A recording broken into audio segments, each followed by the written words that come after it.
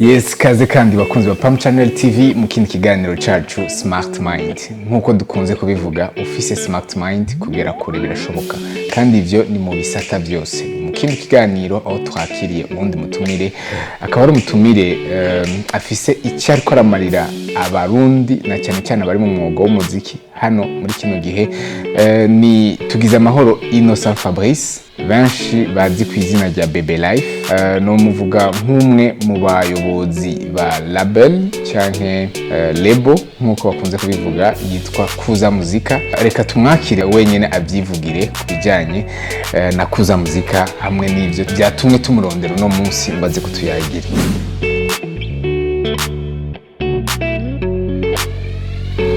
Kaze Fabrice.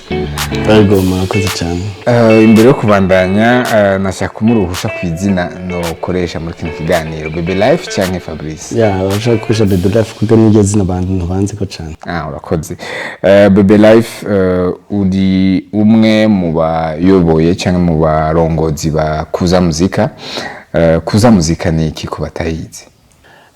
Murakoze mu mwanya mwiza kandi abashimiye kubona ndi kuri no televiziyo yanyu. Ni ibintu byiteka. Kuza Muzika ni ikigo gikora umuziki gitandukanye n'ibindi bigo byabaye ngaha muri kino gihugu cy'u Burundi. Ni ikigo gifite studio ya HD. Ni ikigo gishobora kwakira aba artiste benshi mu mwanya muto. Ni ikigo gishobora kuzana umu artiste wari wese nyambari korale gashobora gushutinga ikintu ca video live, ico twita live ngaho nyene muri studio. Hama Kuza Muzika ihari kubera aba artiste hanini b'abarundi. Tukaba dufise na website izo yitwa Kuza Muzika nyene uko nyene igiye kujaho kugifashe abarundi mu buryo bwo kwiteza imbere, mu buryo bwo aba artiste, mu buryo bwo kubona amafaranga tutu ibintu bene ivyo, kugira kenshi urabona abarundi ahantu turi ngaha aba artiste usanga ataco bari kubarinjiza. Iyo uje muri Kuza Muzika turakwereka uburyo ucuruza umuziki wawe. Iyo uje muri Kuza Muzika turakwereka uburyo ushobora kwicuruza wenyine. Iyo uje muri Kuza Muzika turakwereka uburyo ushobora gukora video zigezweho zokundwa. Ariko Kuza Muzika ntabwo twakira abantu ngo tubigishe umuziki badashoboye. Turakira abantu bashoboye, umuntu wese tukamweka ataraziwe, kuko hari abantu bashaka gukora umuziki, abantu bose bumva bakora umuziki muga gasanga izo tarasi zabo.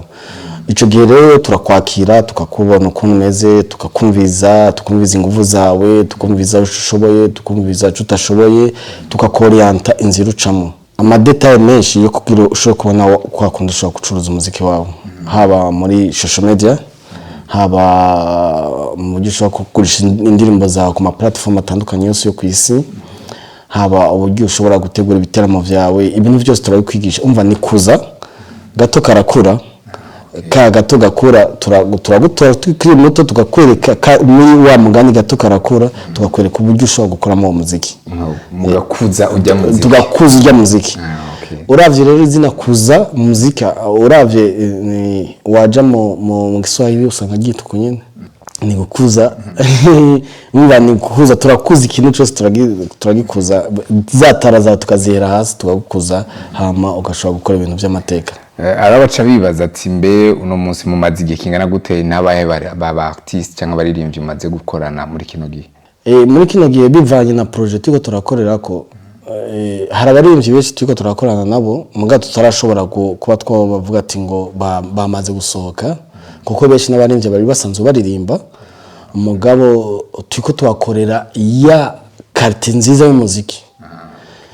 Mu misiza muzotanga kubona, muzotanga kumva indimbo zabo, ariko dushaka ibintu bisohoke, dukora ibintu byitonze, tugakora ibintu bigasohoka bifise inguvu, apana vya bintu byo gusohora umuziki ugasanga ngo uherenga muri quartier. Yego mu byo mwatubwiye ko mukora muri Kuza Muzika, mwavuze social media, bikaba ari naco ikintu nyamukuru catumye tubatuma kuno munsi kugira muze kutubwira ubuhinga bwa social media, impamvu umuntu ashobora kuba yikoresha cyangwa impamvu umuntu akwiye kwikoresha. Ariko imbere na mbere nashaka kubabaza ku bwanyu social media ni iki? Social media novuga ko ari ubucuruzi n'ubundi bucuruzi bwa bwose. N'ubucuruzi butandukanye. Mu Kirundi bavuga ngo ni imbuga ngurukana bumenyi.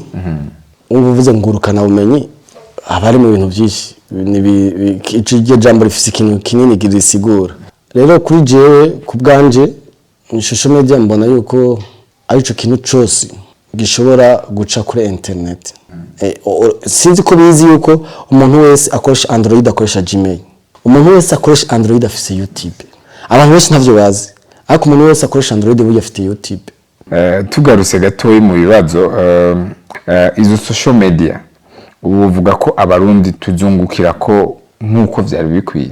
Donc abarundi twebwe dukoresha izo social media inyungu twari dukwiye kuzikuramo turayironka nkuko byari bikwiriye.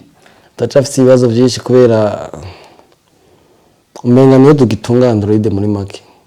Turamenya ubucuruzi dushaka gukora ku internet. Umaze kubona yuko utashobora kuvuga ati reka ndondera abantu Facebook cyangwa Instagram cyangwa indi platform bakora cyangwa Twitter, ndondera abantu imiliyoni 2 bakurikirana ibintu byanje. Ntubone yuko biri mu nyungu, kuko abantu kwisi twese tudandaza izina, sibyo? Tudandaza izina, business yasi ihari ni izina. Urumva rero utaramenya yuko icyo kintu ushobora gukora ugacuza rya zina ryawe abantu bakabona izina.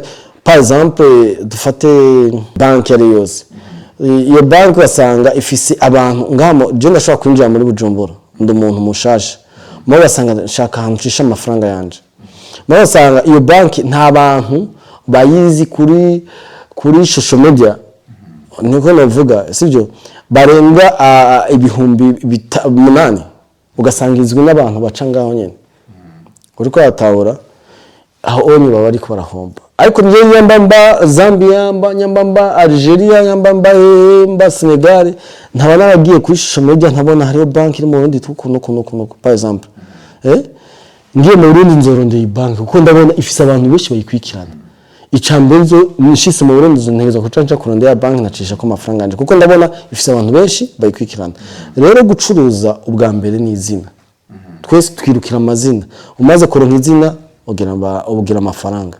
Ni kuvuga rero social media abarundi gituma ico kibazo mbajije ntibaramenya uburyo bwo kuvuga ati twicuruze gute, tugire abantu bangana gute, turondeye abantu batuyoboka badukurikirana, dushire ko amafoto y'ibintu dukora cyangwa ama video y'ibintu dukora, ugasanga ivyo bintu sivyo vyabo. Harabaje nagaje kuganira twigeze gusangira ahantu ndabwiye ati none burya ukora iki nawe je ntakazi mfise, ntamubona ariko je ntamubonamo akazi, ntamurara ntamubonamo akazi, nta kazi ufise. Ndabuzoze tuganire uburyo ufise akazi, ufise n'umutahe muri wowe, mugabo we ntabona ko afise akazi kubera iki? Akazi wakabona hehe? Nakabona ubwa mbere ukuntu yari umwana musore, nabona acuruje ifoto ziwe zonyine zo mushikana kure. Ubwa mbere nuko yicuruza, gacuza foto ziwe, hama maze kwicuza gacuruza izo foto ziwe, ashobora kuronka amakampani atandukanye akaza agafata ya maproduit yabo bakayashira ko bakamukoresha akabona amafaranga menshi, wavyumva, akagira abantu bamuyoboka. Jewe namubona yuko ari business nka jewe, muga ko utazi umuntu mico yiwe niki, iyo yavyari gukora ariko mbira ati ngo wowe ndagucuruze wowe nyine. Urakoze. Aho rero tugeze ngaho mu bucuruzi, wowe nkumenyereye ivyo bintu bya community management, ni gute umuntu akwiye kugira setting cyangwa kugira uko atunganya izo social media ziwe kugira zize zimubere zizana umusaruro mu buzima bwiwe, haba bw'amafaranga haba mu buzima bwe bwa misi yose? Ubwa mbere ibintu bya social media bigira ama etape ashika kuri 3. Etape ya mbere nuko ushobora kuba ufise platform ukoresha, sindabizi kuko hari ama platform menshi. Ushobora kuvuga ati je ngo ndakunda Instagram, kankoreye kuri Instagram cyangwa TikTok. TikTok niyo company ya mbere hemba amafaranga menshi kwisi, ariko nuko abantu batabizi. Uzosanga ariko abakobwa abahungu bifata utu video muga ntibababaza ibyo barimo. Ariko yagenda hari ahantu nga Bujumbura kuri Bata yakwitwa na crise agaca agenda agacuruza telefone.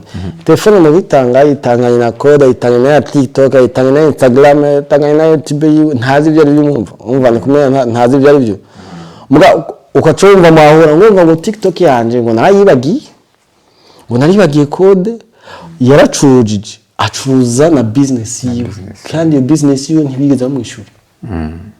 Iguye mu mino y'undi muntu abizi igiye mu muntu abizi agasanga TikTok ihagaze agasanga isigaje nk'iminsi mike kugira monetize aca hindura code aca hindura n'izina hama akanoti akazara kifatira. Ni kuvuga kugira ukorere neza canke kugira umenye uburyo wa protege ibintu byawe hariyo amakode ntakugishira code mu telefone.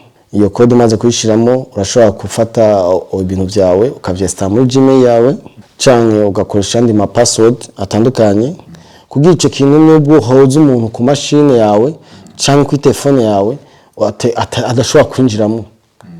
Rero ico kintu nabisanze meme n'abartiste ntavyo bazi baraho ugasanga ngo ntiza telefone akaca atiza umuntu akamutiza bijya bintu ntibibaho.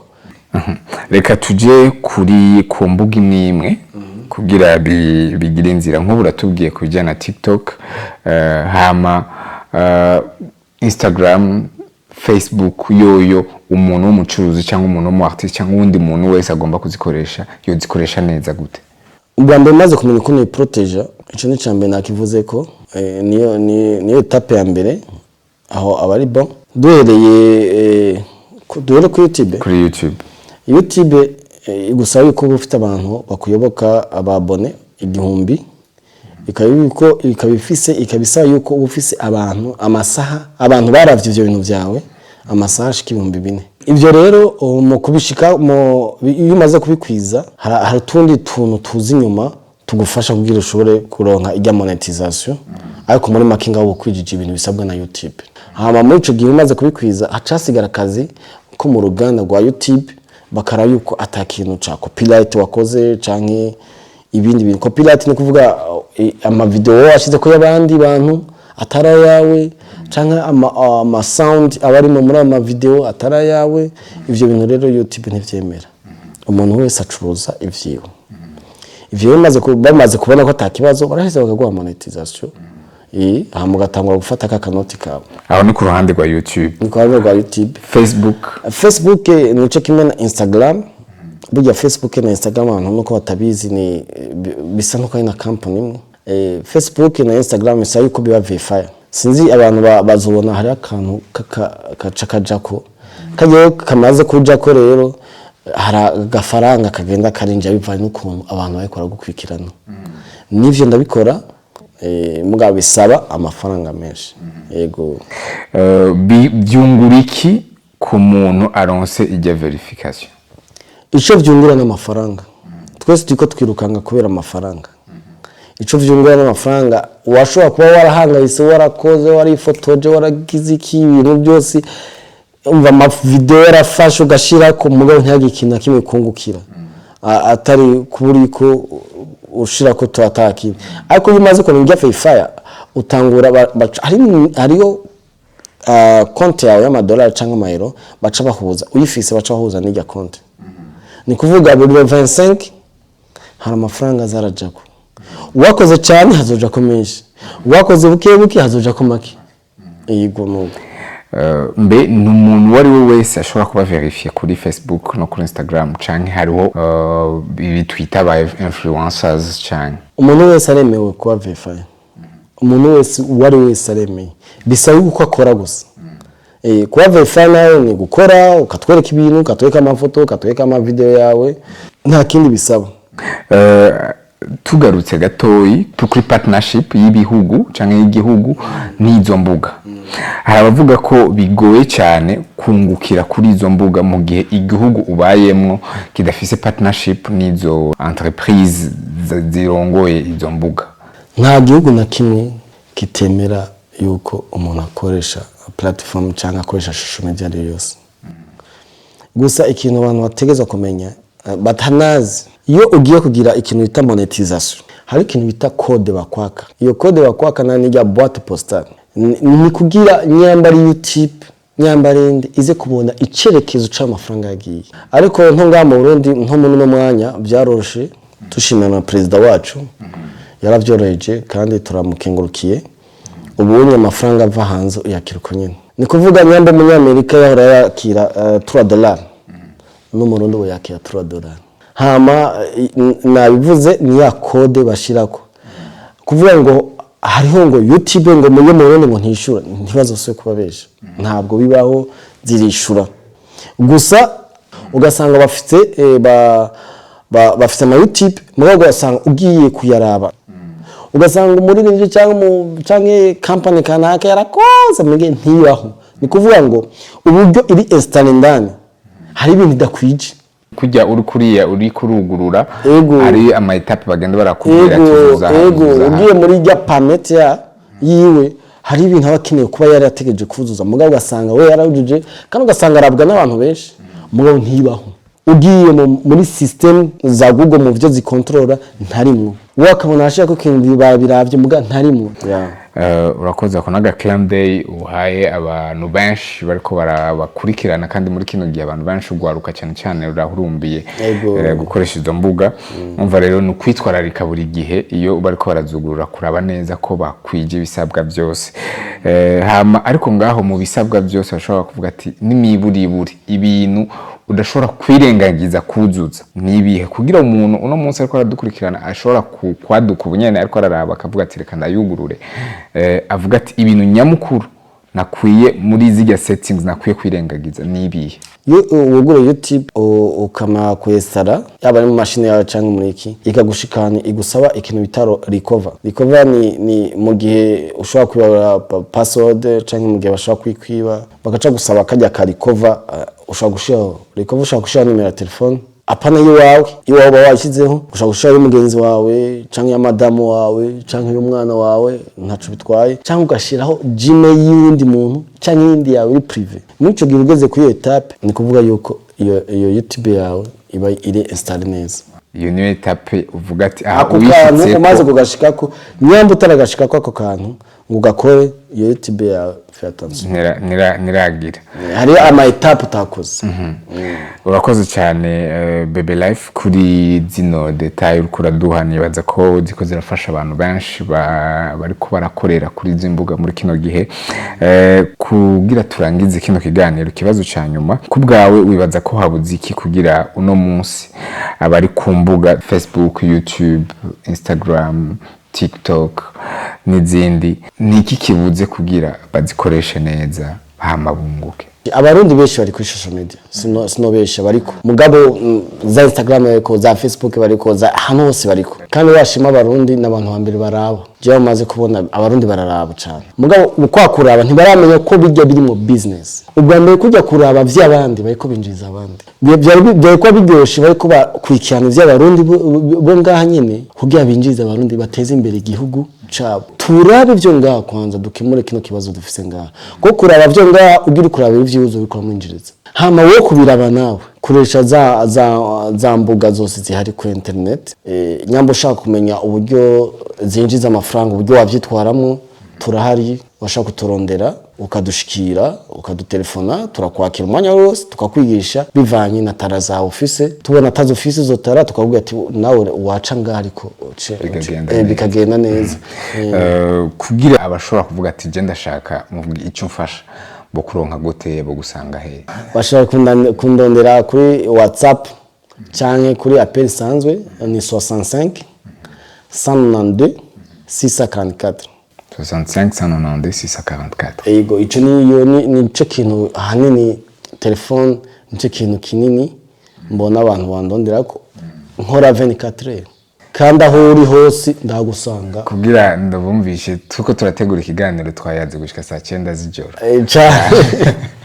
yes Bebe Life reka ndagushimire cyane mushobore guteza imbere benshi namwe nyene bateza imbere bashikane ku rundi rwego hama murakoze kuri kano kanya muduhaye tubifurije iterambere ariko hagati yaho twabajije byinshi twebwe muri Pam Channel twari twifuje kubabaza ariko murashobora kuba mufise ikibabakiye gusumba bino vyose twabajije hano muri Pam Channel TV mwebwe mwifuza ko atamurundi numwe ashobora kuba yagize amahirwe agakurikirana kino kiganiro ntagenda atamenye icyo kintu cyo bagihari nimba gihari n'igiki ico kintu nyamba kino kiganiro kiza kurabwa n'abantu dufate 2000 sindabizi canke 3000 ndasabye baze kugisangiza abandi barundi nico kintu cambe kimbakiye ku mutima baze kugikintu bita share partage ahantu hose mu group kuko abantu bose barakeneye bino bintu iki gihugu cyacu turashaka ko gitembere turashaka ko gishika ku indi niveau rero tugiye turaraba ukuntu isi igenda ihindagurika buri munsi abantu twese turi kuri internet sinzi ko murabona yuko nta muntu agifata umwanya ngo ikora televiziyo mu nzu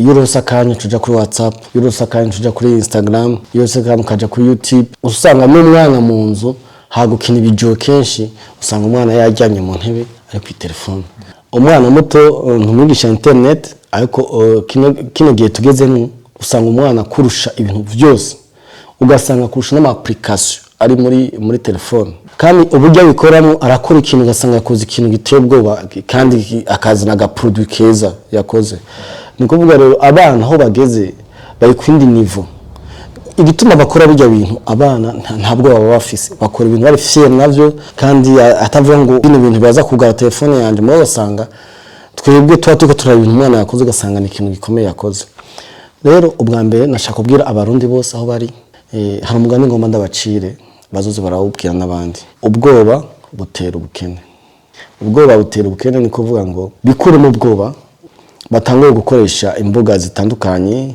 ziri kuri internet batripote nk'abana bato hama tugasaba inicubahiro umukuru w'igihugu tunamumenyesha turafise imigambi myinshi kuko kuri internet abantu bakoresha ibintu vya social media nuko nayikunda bivuga bose nta social media n'imwe ikoresha amarundi hari ni kuvuga amafaranga yose yinjiye kuri social media na madolare na mayero bituma rero igihugu kigira undi musaruro ukomeye abantu bose bagiye bakoresha ubwo buryo bwa internet kuko uravye ma company yose muri kino gihugu guhera kuri hasi gushika yo hejuru bose bakoresha ama platform ari ku internet ayo yose agugwa amafaranga ayo nta mafaranga y'amarundi agugwa ariko uburyo bayakoreshamo ni uburyo bwa analogique bwa kera hari uburyo bushasha bashaka kubikoreshamwe bagakoresha y'ama platform akongera kanabahemba y'ama platform hari uburyo bakoresha z'ya mbuga kugira bamenyekanisha makuru yabo ajya kugira bikoresha bareke kumenya ko kubishira ko kugira abantu babone